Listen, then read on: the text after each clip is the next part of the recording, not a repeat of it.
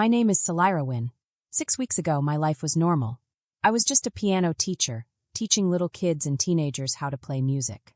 I worked hard every day, but I didn't have much money. I lived in a small apartment that was old and cramped, and I barely had enough to pay the rent. Life was simple, and I liked it that way. I didn't need fancy things or big houses. I just liked music, teaching, and seeing my students smile when they learned something new. Then one night, my whole life changed with a single phone call. It was about my grandfather, Cashin Wynn.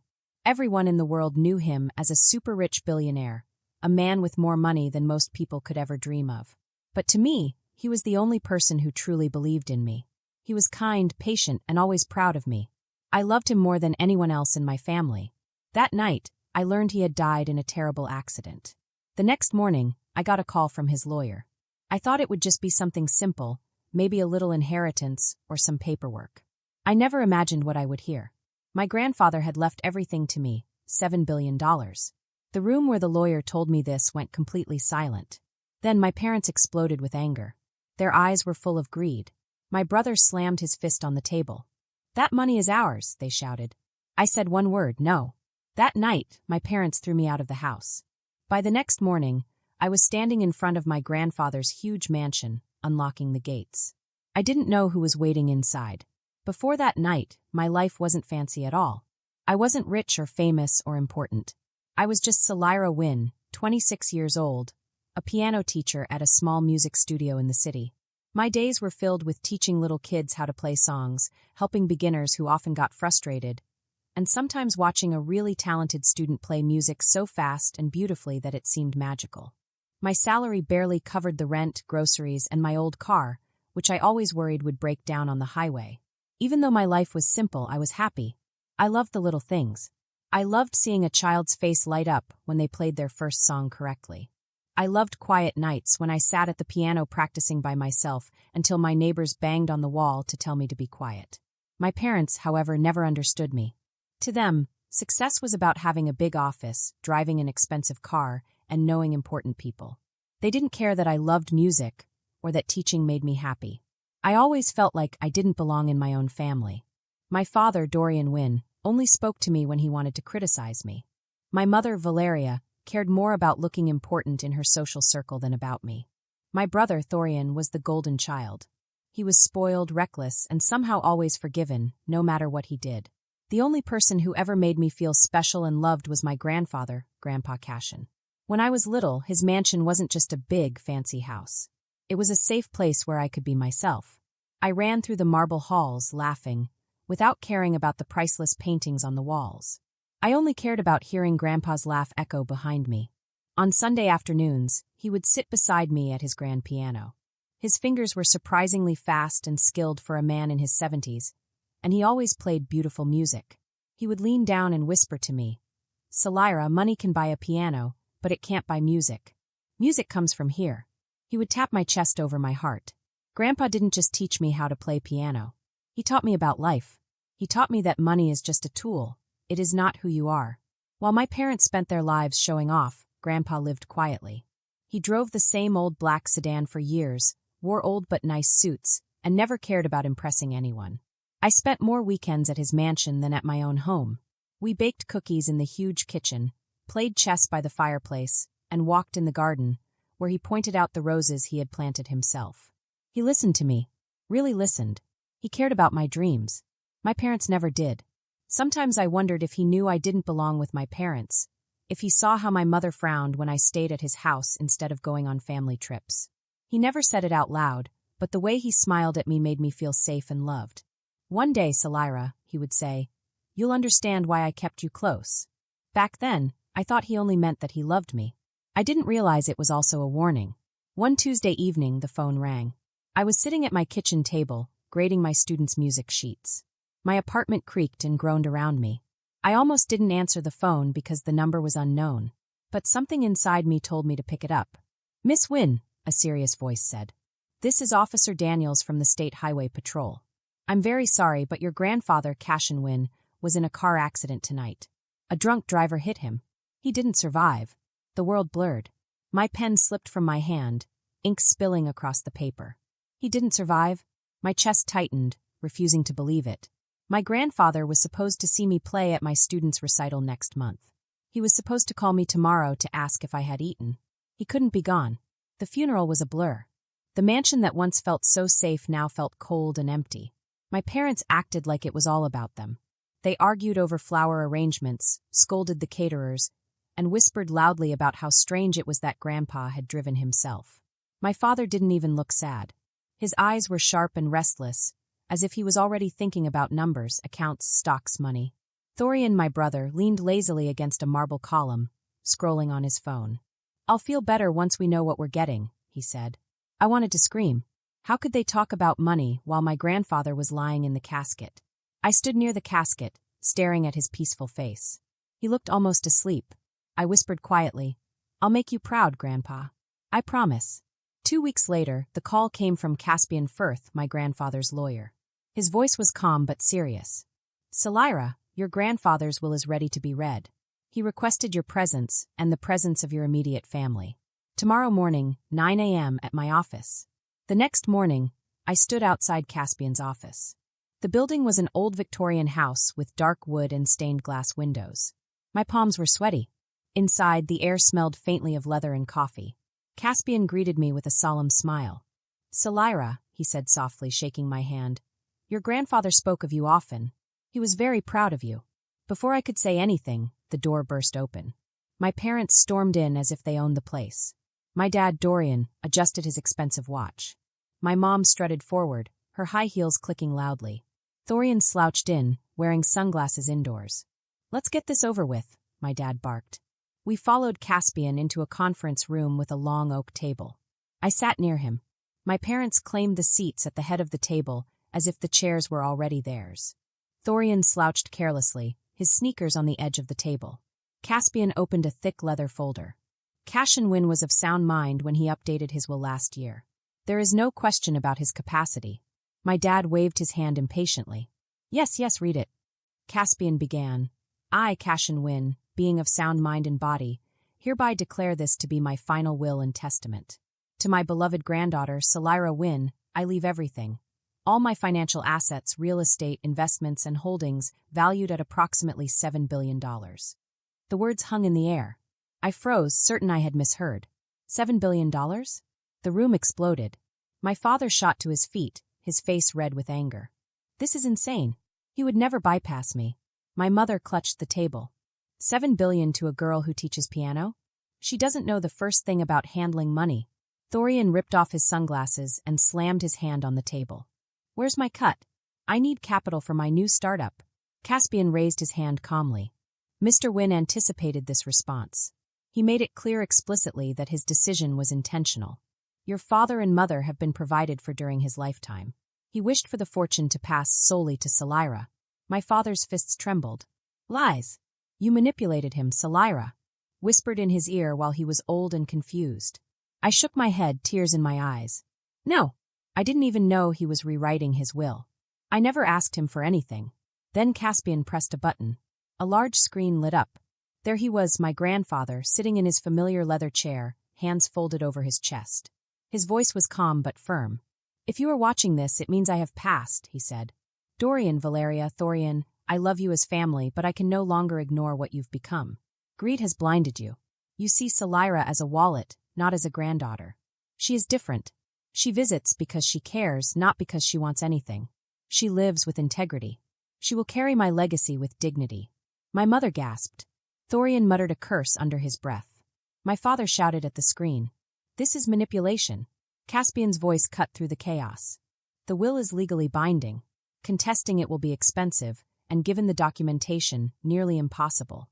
The fury in my father's eyes as he turned to me was enough to chill my blood. "This isn't over, Selira. You think you can defy us? You'll regret it." I sat frozen. My grandfather's words still echoed in my ears. "She will carry my legacy with dignity." At that moment, I realized something important. The fortune wasn't just money. It was a test, a responsibility. My family would do everything in their power to take it from me. And now, my life is completely different. I wasn't just Selira Wynne, a piano teacher anymore. I was Selira Wynne, the owner of a $7 billion fortune. And I would have to be brave, strong, and smart to protect it. That evening, my phone buzzed. It It was a text from my dad. It said, "Come home at 6 o'clock. We'll settle this as a family." There was no question mark. No, please. It was not asking. It was telling me what to do. My chest felt tight. My stomach churned. I almost didn't want to go. I wanted to hide under my blanket and pretend the message wasn't real. But a tiny part of me hoped they might have calmed down. Maybe being sad at the lawyer's office had made them speak harshly, and maybe now they would be kinder. Maybe. But I was wrong. When I got to the house, it was quiet in a way that didn't feel normal. The living room, where Mom usually had her fancy cocktail parties with laughter and music, looked serious, almost like an office. My dad was standing by the fireplace, holding a glass of scotch. My mom was sitting on a big, fancy chair, her eyes cold and sharp like knives. Thorian, my brother, was lying across the sofa, typing fast on his laptop. He didn't even look up. "Sit," my dad said. It wasn't a question. It was a command. I obeyed, sitting stiffly on the chair across from him.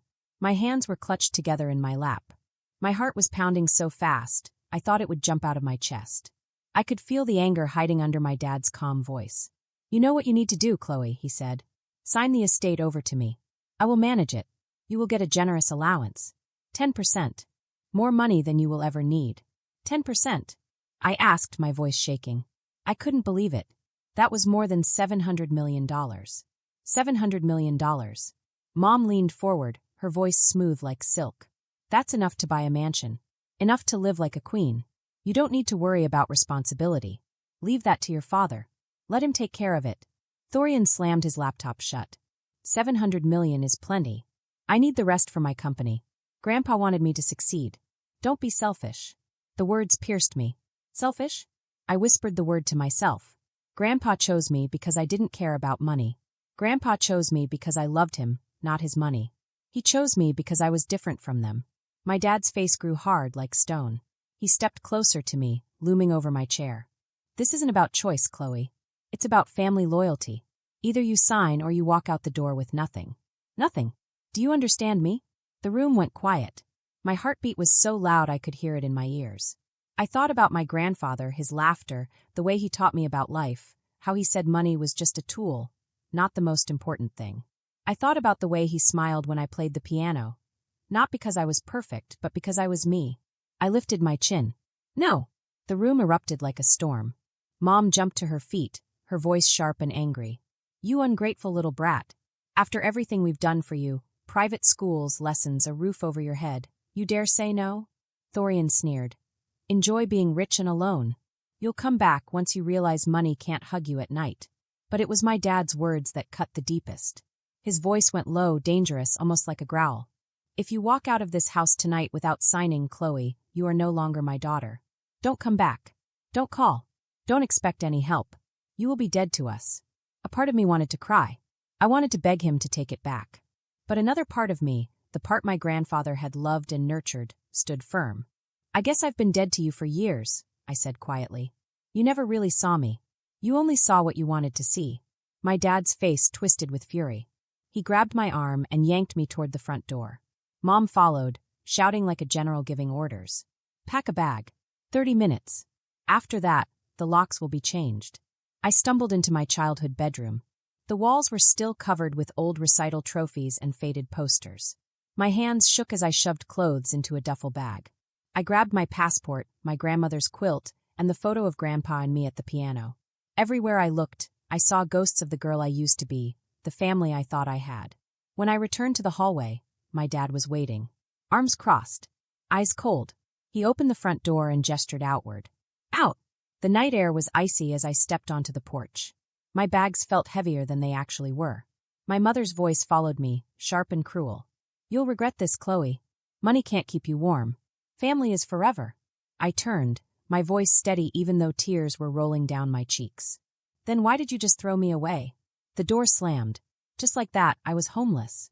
But I was not defeated. In my pocket, I had a small brass key engraved with my grandfather's initials. The key to his mansion, the one place that still felt like home. I held it tightly. If they thought they could take everything from me, they were wrong. This was just the beginning. The drive to Grandpa's estate felt longer than it was. My old sedan rattled along the dark road. Headlights cut through the foggy night. My duffel bags were piled on the passenger seat, but the only thing I held tightly was the small brass key. Grandpa had pressed it into my hand last year, with a wink. "Someday you might need this, Selira," he had said. I had never imagined that someday would be now. When the iron gates of the Wynne estate came into view, my chest tightened. They were huge, tall, and strong, with the family crest carved in the center. For a moment, I hesitated. Could I really cross the threshold without Grandpa here? Would the house feel empty without his laughter? But then I remembered the slam of my parents' front door and the coldness in my father's voice. I had nowhere else to go. This mansion was all I had left. The key slid into the lock easily. The gates creaked open. I drove up the winding driveway, lined with old oak trees. Their branches seemed to bow in welcome. When the mansion came into view, my breath caught. Its windows glowed softly, as if the house itself had been waiting for me. I parked in the circular drive and climbed the steps to the front door. My hand trembled as I turned the key. The lock clicked. The door swung open, and the smell hit me instantly. Lemon polish and cedarwood, the same smell I had known as a child. I stepped inside. The grand foyer stretched before me. Marble floors gleamed under the chandelier. My shoes echoed loudly, as if the house knew I had returned. I half expected Grandpa to appear at the top of the stairs, scolding me for being late for Sunday dinner, but the silence was deafening. "Miss Selira?" I jumped, nearly dropping my bag. A figure emerged from the shadows. A tall man with silver-streaked hair, dressed in a neat uniform. Recognition flooded me. "Magnus!" My voice cracked. "Magnus Cale," he said faintly, lines deepening around his kind eyes. "Yes, Mississippi. I've been with your grandfather for over 25 years, and now I suppose I'm with you." Emotions swelled in my throat. I thought I would be completely alone. I was not. Magnus shook his head firmly. "Your grandfather anticipated trouble. He told me, if anything happens, you protect Selira. She is the true heir." He left detailed instructions for me. Tears prickled my eyes. Of course he had. My grandfather was always 5 steps ahead. Magnus led me into the study. The fire was already crackling. "I keep the house running," he explained. "Your grandfather insisted it remain ready no matter what. One day you might need sanctuary here." I sank into one of the leather chairs, feeling the warmth of the fire. "What happens now, Magnus?" I asked quietly. "My family, they won't stop. They already threatened me." His expression darkened. "They came here once after the funeral, trying to take things, jewelry, documents. I stopped them. But your grandfather knew they would come back. That's why he prepared. You'll see tomorrow." "Tomorrow?" Magnus nodded. Mr. Firth, the lawyer, would visit with files, recordings, and letters from Grandpa. He had built a wall of protection around me, and I had to stand strong. That night, I slept in the guest room I'd always used as a child. The sheets were freshly laundered. A book I had left months ago sat on the nightstand, bookmark tucked neatly inside. It was as if Grandpa had known I would return, not as a visitor, but as the one who belonged. I woke the next morning to the sound of voices downstairs. For a moment, I panicked. Has my family already found me? I grabbed my phone and crept to the landing, only to see Magnus at the front door, speaking calmly to a familiar figure. "Miss Selira," Magnus called gently. "It's Mr. Firth." Relief washed over me. Caspian Firth stepped inside, briefcase in hand, serious but warm. He looked around the mansion as though he had been here countless times. "Your grandfather trusted me with more than his will," he said. He led me into the study, where sunlight spilled across the mahogany desk. He opened the briefcase and withdrew a thick envelope sealed with my grandfather's initials. "He wrote you letters," Caspian explained. "Guidance, instructions, and warnings." My hands trembled as I broke the seal. Inside were neatly typed pages, each one signed in my grandfather's steady hand. "Chloe," the letter began, "if you are reading this, then I am gone. I know your father and mother will come for you. Do not give in. I have prepared for this moment." Tears blurred my vision, but I kept reading. "You will not stand alone. I have gathered people who care for you. People who will protect you when blood turns against you. Trust them as you trusted me." As if on cue, Magnus reappeared with a guest. A woman in her 50s, dressed in a simple cardigan, carrying a folder of documents. "This is Amelina Crow," Caspian said. "Your grandfather's housekeeper for over 20 years. She's practically family." Amelina's eyes welled up as she hugged me. "Oh, Chloe, you look just like your mother did when she was young," before greed hardened her. "Your grandfather adored you." She laid the folder on the table. Inside were journals. My grandmother had kept records of every visit, every demand my father made, every kindness I offered. They proved why my grandfather made his decision. I flipped through one. My grandmother's handwriting danced across the page. Dorian came again, asking for money. When we said no, he stormed out. Chloe arrived later with soup. She stayed until Harold's fever broke.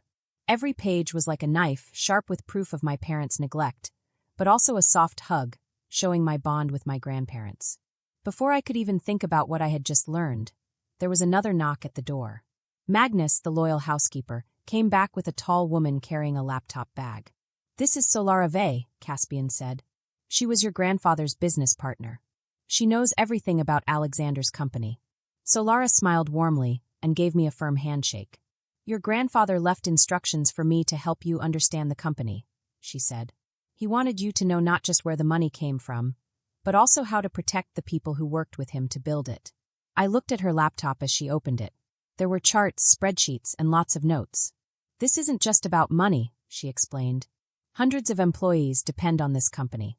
Your grandfather trusted you to take care of them and to follow his values." A wave of emotions washed over me. I realized that I wasn't just inheriting money.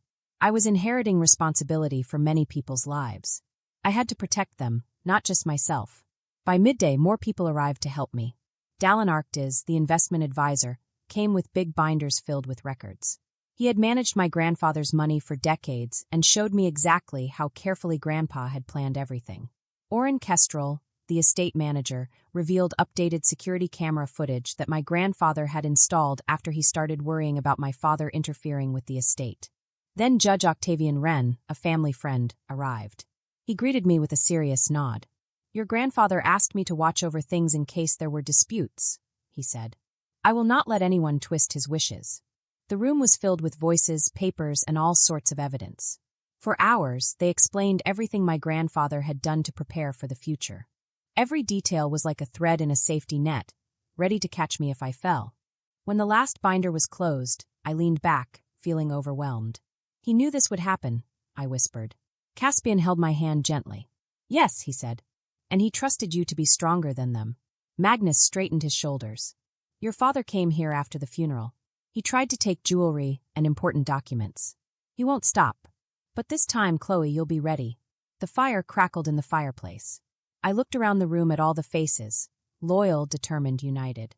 They weren't my blood family, but at that moment, they felt more like family than anyone I had ever known. I wiped my eyes and stood tall. If they want to come for me, let them. I won't run. I won't give up what Grandpa trusted me with. Amelina, the kind housekeeper, squeezed my hand. "That's the spirit," she said. "He'd be proud." That night, I lay in the grand bedroom, staring at the carved wooden beams on the ceiling.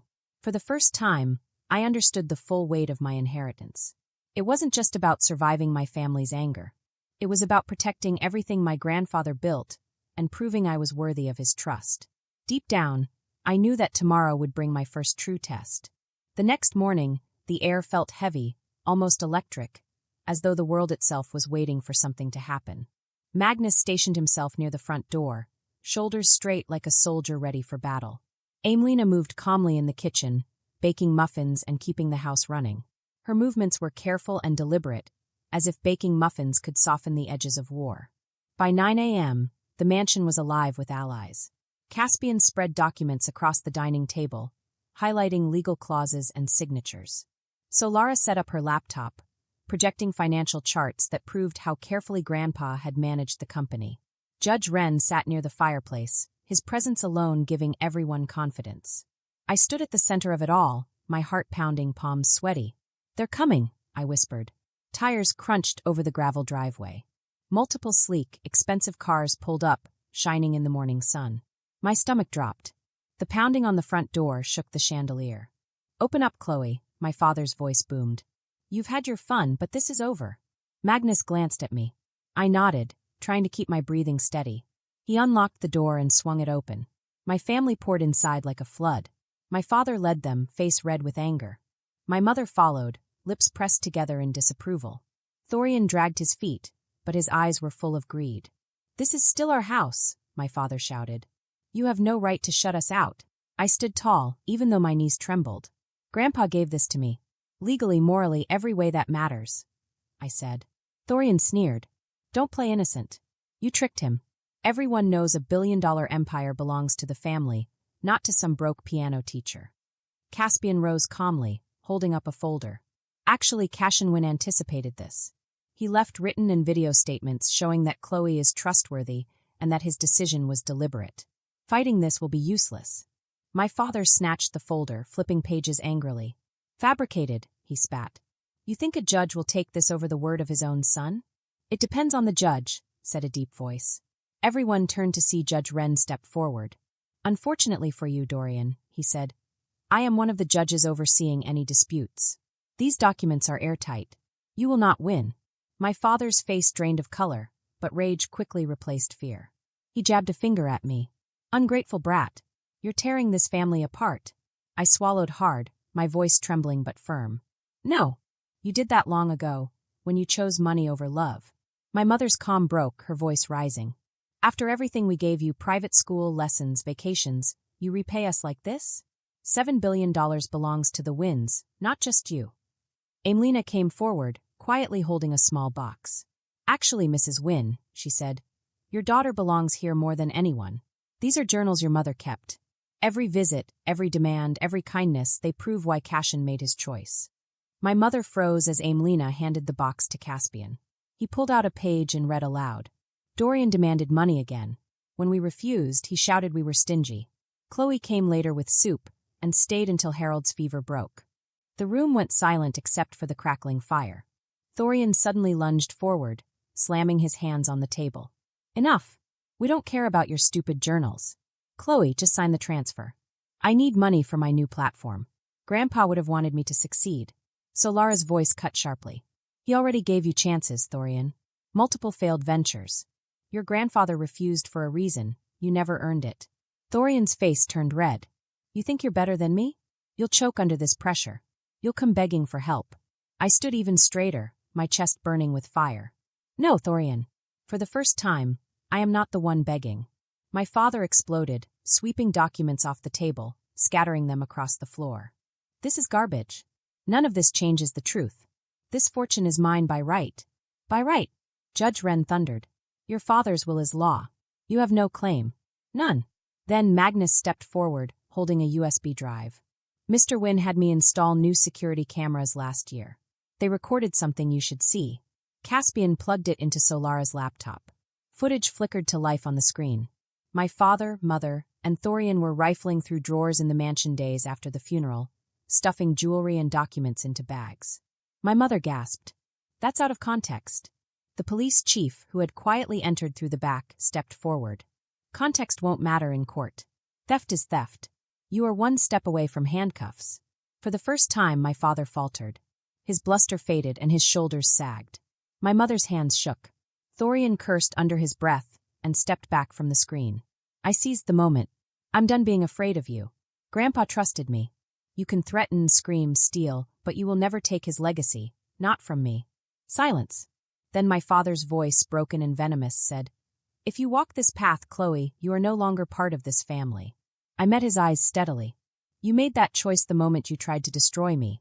The mansion seemed to exhale as they turned and left, one by one. Doors slammed. Engines roared down the driveway. I stood frozen, chest heaving, knees weak. Then I felt a hand on my shoulder. Caspian's calm, steady hand. You did it, he murmured. You stood your ground for the first time. I believed him.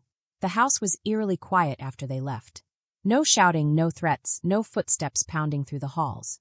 Just the grandfather clock ticking and the fire crackling.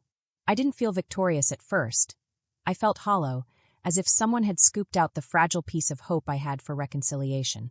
But then I thought of Grandpa. I could almost hear his voice. Stand your ground, Chloe. Dignity can't be stolen unless you give it away. I hadn't given it away. The days that followed blurred into a whirlwind of paperwork, meetings, and decisions. Caspian guided me through every legal document. Solara walked me through the company's operations. Dallin explained investments. Amelina kept the house running. And Magnus never left my side. For the first time in my life, I wasn't the overlooked daughter or the invisible sibling. I was the one everyone turned to. I was entrusted with a legacy that stretched far beyond money. Still, it wasn't easy. My phone buzzed constantly with calls and messages from my parents and Dorian. Some were threats. We'll sue you until you're broke. Some were manipulative. We're still family. Surely you'll share. Some were dripping with false sweetness. Think about how much we sacrificed for you. I didn't answer. I had nothing left to say. Instead, I poured myself into what mattered, honoring Grandpa. 3 months later, the Cash and Win Foundation for Education and Community was launched. We dedicated $2 billion to scholarships, schools, and local programs. I stood on stage at the opening ceremony, the foundation's banner fluttering behind me. My hands trembled as I adjusted the microphone. "This isn't just money," I said, scanning the crowd of students, teachers, and community members. "It's a legacy." Grandpa believed in integrity, hard work, and giving opportunities to those who need them most. Today, we carry that forward. Applause filled the air, and for once, I didn't shrink from it. Life at the mansion slowly transformed. The halls that once echoed with loneliness now buzzed with warmth. On Sundays, I hosted dinners, not with my blood relatives, but with people Grandpa had trusted. Caspian, Solara, Amelina, Magnus, and even some company employees and their families. We sat around the long oak table, laughing, sharing stories, and passing dishes like a real family. Amelina teased me for still burning the dinner rolls. Solara taught me to make empanadas. Magnus told old stories about Grandpa's stubbornness. And Caspian, to everyone's shock, could play a surprisingly good piano piece. It was messy, loud, imperfect, but it was mine.